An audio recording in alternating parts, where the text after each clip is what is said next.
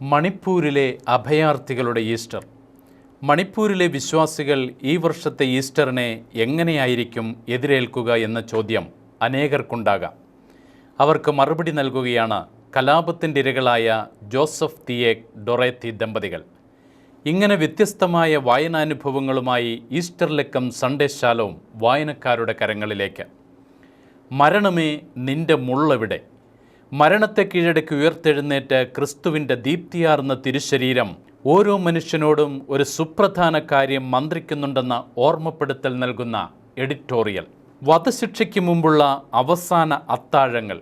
US North Carolina central ജയിലിൽ 25 വർഷമായി വധശിക്ഷ കാത്തുകഴിയുന്ന തടവുകാരൻ്റെ മാനസാന്തര അനുഭവങ്ങൾ.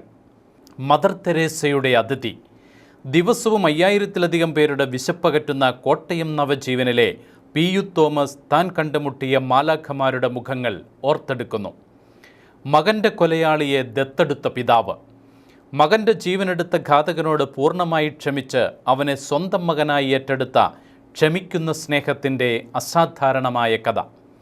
മിഷനെ പരിചയപ്പെടുത്തുന്ന മിഷൻ.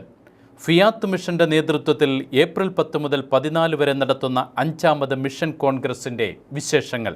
ദേവസംഗീതം at 50.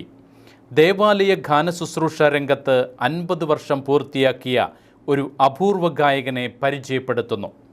കൂടാതെ ദേശീയ അന്തർദേശീയ പ്രാദേശിക വാർത്തകളും സ്ഥിരം പങ്ക്തികളും ആനുകാലിക വിഷയങ്ങളോടുള്ള പ്രതികരണങ്ങളും ഈ ലക്കം സൺഡേ ശാലോമിൽ.